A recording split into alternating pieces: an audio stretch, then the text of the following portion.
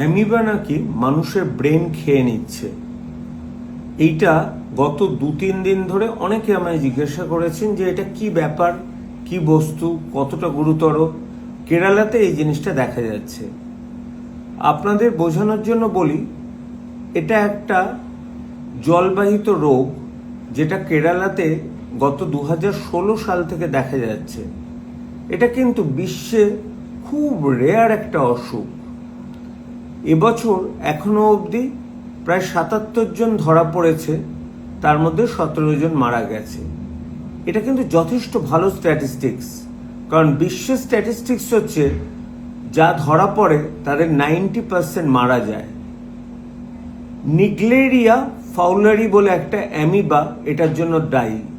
কিসে থাকে এটা? জলে থাকে। কেরালাতে কেন এত বেশি হচ্ছে? কেরালাতে প্রচুর জল, পুকুর আছে এবং ওয়েল আছে, অর্থাৎ কুয়ো আছে।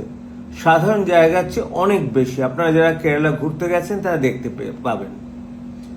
তা গত বছর অবধি যেখানে ধরুন 20 জন রিপোর্টেড কেস ছিল, সেখানে এবার 77 জন হলো কেন? নাম্বার 2, আগে একটা ক্লাস্টার, ধরুন কেরালার একটা ভিলেজে দেখা যেত, এখানে কেরালার বিভিন্ন প্রান্তে দেখা যাচ্ছে। এ ব্যাপারটা কেন হচ্ছে সেটাই লোককে ভাবিয়ে তুলেছে।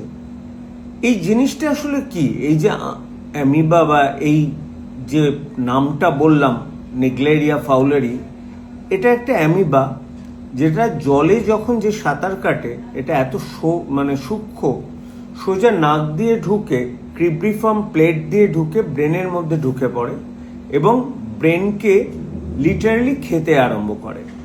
তা পেশেন্টের সিমটম কীরকম হবে?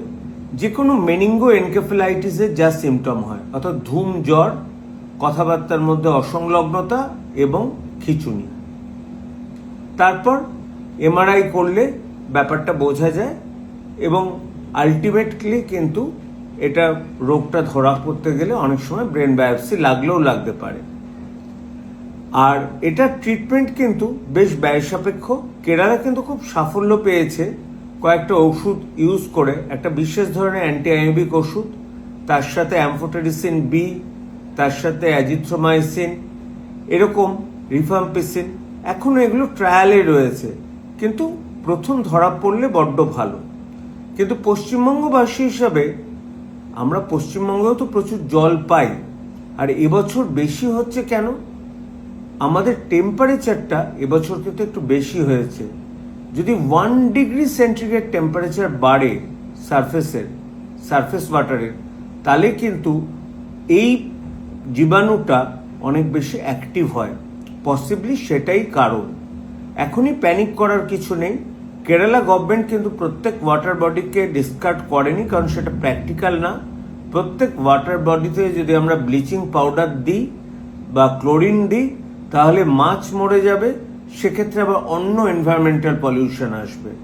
সুতরাং আমরা ডাক্তাররা শুধু যদি কোনো মেনিঙ্গো এনকেফেলাইটিস পেশেন্ট পাই, তাহলে তাদের কিন্তু আমাদের একটা মাথায় থাকে একবার ভালো করে এমআরআই করে দেখে নিই যে কোনো খারাপ জিনিস আছে কিনা।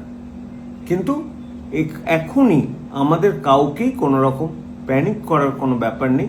অসুখটা সম্পর্কে খুব ব্রিফলি আপনাদের জানালাম।